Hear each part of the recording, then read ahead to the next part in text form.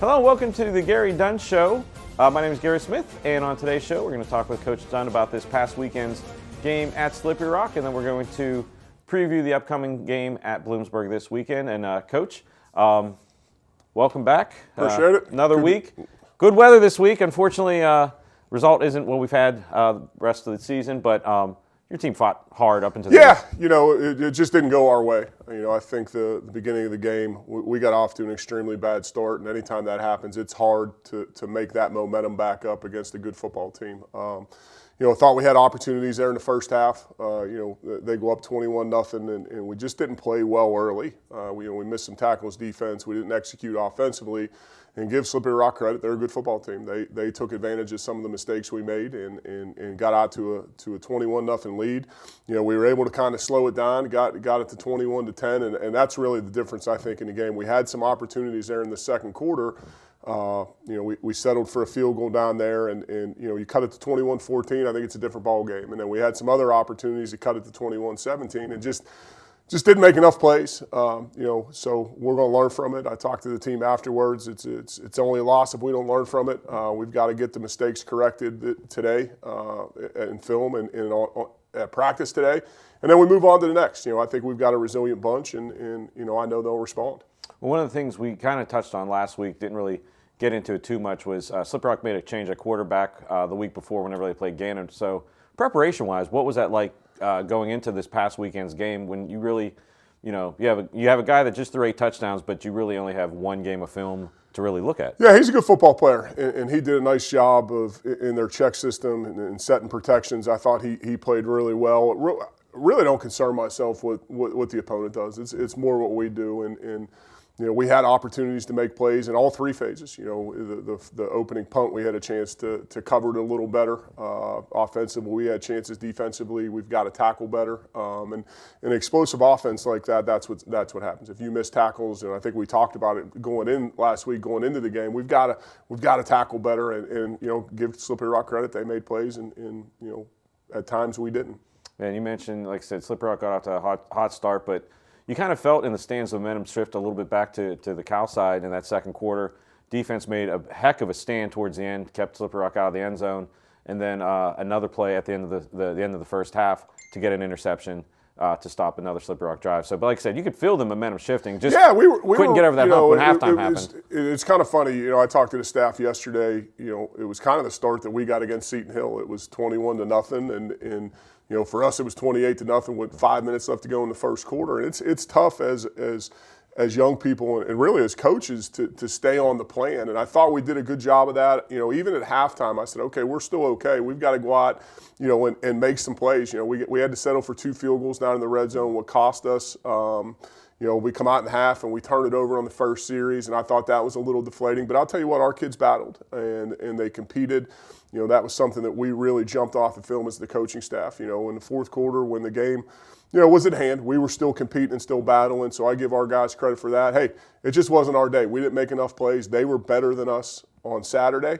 So we'll regroup, we'll learn from it, and we'll get back to work today. Well, definitely the team competed to the very end because, like I said, we were sitting in or the production was in the visiting stands, so you kind of get a feel of what you kind of feel like the stands are alive. You kind of get a feeling that, but there was no one that was downhearted because, like I said, you guys kept coming in. You had a chance, score late in the game, and hit a heck of an onside kick that took a perfect bounce, just didn't recover. But if you recover that and go in the way things were going, we actually tried to surprise onside kick a little bit earlier and thought we had an opportunity to get that. I had it called earlier in the game and then called it off. In talking with Coach Wilson on the headsets, but our kids battled and competed, and like I said, they were better than us Saturday. It's just the way it goes. It's not like baseball or basketball where you get a 7-game series. It's one and done, and I give them credit. They made plays and were better than us Saturday. On a happier note, as I mentioned, we were in the visiting bleachers, and we had your daughter brought us some cookies, so pumpkin chocolate chip cookies. So some type of school experiment she's working. She was back baking again last night. So, she's taking care of and we appreciate the sport. I tell you what a great turnout of Vulcan Nation. I think that was probably the most folks we've ever had on the road in my 5 seasons here. We pulled in, the tailgate was, I couldn't tell whether we were home or away, to be honest with you. So we appreciate the support. Wish we could have played a little bit better. But that's the game of football. We'll learn from it. We'll grow, and we'll get back to work today and try and be deserving of a win this weekend. Let's take a look at the highlights from this past weekend's game at Slippery Rock, and then after the break, we'll look ahead to Bloomsburg. You're watching the Gary Dunn Show right here on CUTV. Grover with the snap, pulling it back, firing downfield, and it's caught there. And that's a Slippery Rock touchdown. Looking to the end zone, and that's a touchdown for Slippery Rock. The Rock up 2nd and 22. Quick little pass is caught there by the Rock. He's still on his feet, trying to switch the field, making Vulcan defenders miss. He picks up the first down a lot more. He has a lot of green in front of him. He's at the Vulcan 20, 15, 10, 5, and that's a Slippery Rock touchdown. Mitchell with the snap, dropping back, firing downfield, and he's caught! It's caught by Derek Lockhart, and the Vulcans are up on the board for 6. Snap, Pico's kick is up, and it is through the uprights, put 3 up on the board for the Vulcans. Takes the snap, rolling off to his right. He's going to try to go himself in the back of the end zone. It's intercepted! Intercepted by Cal U! It's Dominic Sullivan Jr. intercepting Grover's pass. Takes the snap, drops back, feeling pressure, steps up, firing, and then another interception! Interception by Cal U, and it's Jamal Martin Jr. Grover, again, dropping back, pressure, firing in the middle of the field, and he catches it, he's wide open, Taylor misses the tackle, and it's an SRU touchdown. Mitchell giving it to Cameron. Cameron, are they going to say he's in? And he is in. It's Isaiah Cameron for the Cal U touchdown. Mitchell takes the snap, dropping back, firing deep, and caught. And that is a Cal U touchdown, hauled in nicely by Derek Lockhart.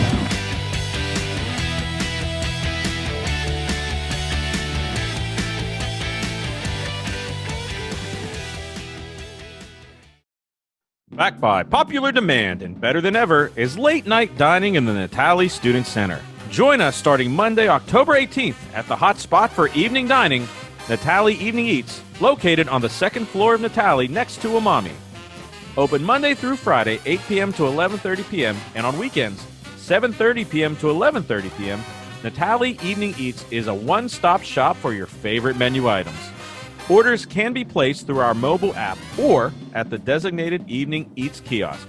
We can't wait to see you there.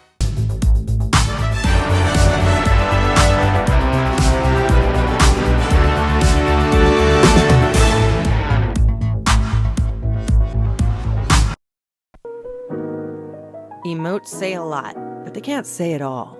Think your guildmate is struggling? Try these dialogue options.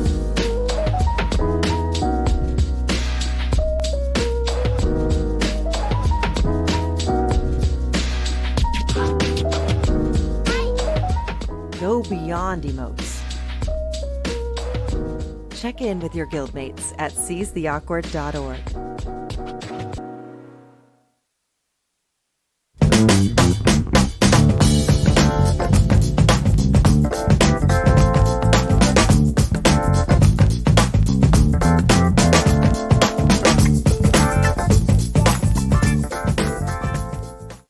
Mitchell with the snap, dropping back, firing downfield, and he's caught! It's caught by Derek Lockhart, and the Vulcans are up on the board for 6. Give me Derek Lockhart in the end zone for the Cal U touchdown. And welcome back to the Gary Dunn Show. I'm Gary Smith, and joined as always by Coach Dunn on a Monday morning. And Coach, it's hard to believe, but the calendar says November. I got to do the math right now. It's November 8th as we shoot this, but we're at the end of the regular season coming up. Unbelievable. It's unreal. It feels like we just got here yesterday. And I think when you're having success, that it tends to go a little bit quicker. But yeah, our guys are still locked in. I expect to have a great practice this evening, but time has flown. I can't believe we're into November. And the time is going to flow this week very quickly because another game on the road. Everything this week in the PSAC will be on the other side of the Susquehanna River. It's the last week in a crossover. And Cal, you will be going to Bloomsburg to take on the Huskies, a team that I haven't seen in a while at Bloomsburg, but a team that I'm pretty familiar with. Yeah, we played them a few years ago. They got a new coaching staff, so they're really just trying to implement their program. They're doing a nice job. They've played a lot of close games this year and won some and lost some, but they are competing. They had a lot of success early last week against Millersville, and then Millersville kind of made a comeback. But they jump off the film at you. I think defensively, I think everything they're similar to us as far as it starts up front. I think their defensive line is as good as anybody we faced. They're going to be a two-high team in roll coverage, something that we've seen more of a traditional defense, traditional college defense. They get nice players on the back end. They're a physical bunch, so it's going to be a test for our offense to go out there and move the football with the things they do and how good and active their defensive line is. No, on the other side of the ball, it seemed like for about 60 years, Bloomsburg was a run team with new coaching staff. Do they run? Is that still their DNA? Or they're not running their old offense. They're really a balanced offense. They'll give you a lot of personnel groups. They'll give you a lot of formations. I think they're averaging 308 yards a game, but pretty balanced. 200 or so passing, 120 or so rushing a game. They're pretty balanced. They got a quarterback that distributes the ball nice. Totally different than the old waggle and boot game, and totally different than what our fans or our alumni remember Bloomsburg being, and they're doing a nice job. Well, one time we were there, this is probably around the late 2000, around 2008, 2010, and our announcer was like, "There's 4 running backs on the depth chart. Should I learn them all?" I'm like, "Yeah, they're all going to get the ball." And I think they ran 6 that day, but so that's just interesting to see that like I said, that the DNA has changed a little bit, and obviously, Coach, this is a long trip, probably the longest trip we've had this year. Absolutely. Will you guys go out Friday? Yeah, we're going to go out Friday. We'll meet here. We'll practice here, and then we'll head out early Friday evening, I guess, or afternoon. We try and keep things similar. In years past, we would. Was the Halloween ghost still around, or what? We got stuff moving over there. Yeah, just off the set, power strip move. So we'll be all right. So yeah, but in years past we would travel to a high school and practice, and this year we've kind of we're going to practice here to keep everything consistent for our guys. So we're going to meet here, practice here, then get on the bus and have a nice trip out there. That's the great thing about the PSAC is even though it's a long trip, it's still only 4 hours. But our guys will be prepared, and this is going to be a good game. We've got to go out and we've got to rebound, and that's what I talked to the team about on Saturday, and I have no doubt our guys will do that. Yeah, that's definitely something. Like I said, the couple times this year. Had adversity during the game, you can see your team leadership just kind of rally everybody around. Again, like we mentioned in the first part of the show, Sleepy Rock got off to a lead, but your team, you could see the leadership kind of shining through, never gave up. And like I said, I think had that first half been maybe 5 minutes longer, get that other score going in, and then halftime, the second half's entirely different. Absolutely. I was pleased with the way our guys responded. I ride the bus back. I was in the locker room with both the offense and defense afterwards, and the response of our guys was, okay, we're going to drop it and we're going to get back to work. And that's what you got to do. It's the first time we've tasted defeat this year, and I'm anxious to see how we work today. Are we going to be sulking about not playing as well as we could have, or are we going to get back to work and try and fix some mistakes and put our best foot forward this week? And obviously this is the time of show where I'm going to take my life in the hands and talk about graphics with regional rankings, but Coach, end of the year it is pretty important. Is it just one of the things, just play your game and let the chips fall where they may? Yeah, we control what we can control. We have no control over it. The thing that's nice is we've put ourselves in a position into the, what do we call it? Is it mid-November now? We call it mid-November. We've put ourselves in position to potentially keep playing. And the only thing that matters to us is this weekend's game. We've got to go out. We've got to take care of business. We've got to beat a Bloomsburg team that's playing probably better than their record, as a new coaching staff. And I remember when we came in, it takes time to implement everything you do. And you can see them get better week to week to week from where they started. But we got to control what we control. We got to prepare well this week. We got to have our best meetings of the year. We got to have great practices. And then we got to go out and play. And then we'll look up Sunday afternoon and see where we're at. And Saturday obviously will be Bloomsburg Senior Day. How difficult is it to play a team on the road on their senior day? It's it can go either way. A lot of times there's a lot of emotion from young people understanding that they're playing their last home game. Sometimes it can be a positive being on the road for senior day. And then on the flip side of that, sometimes they have extra motivation. Bloomsburg's going to be ready to play. They got a good coaching staff that, they're going to prepare their team. We've got to meet their energy. We've got to meet their excitement being on the road. And definitely want to see Vulcan Nation on the road this week. It's a beautiful trip to Bloomsburg along I-80. I believe the leaves are probably still a beautiful shade of red and orange. But if you can't make the trip, the plan is CUTV and WCAL will be there. The game will be at noon from, I can't remember the name of the stadium, Redmond Stadium.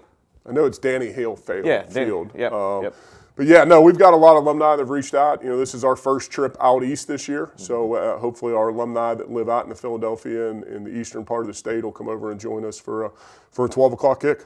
And you've always said, Coach, the entire year that the alumni is great. And I remember the couple times in the last couple of years that we've gone to that side of the state. It's you could probably run for mayor anywhere we go because the alumni come out and they really support the program. And I'll tell you what's special for me is guys that I played with. I know at least 2 of them, 3 of them have reached out to me already.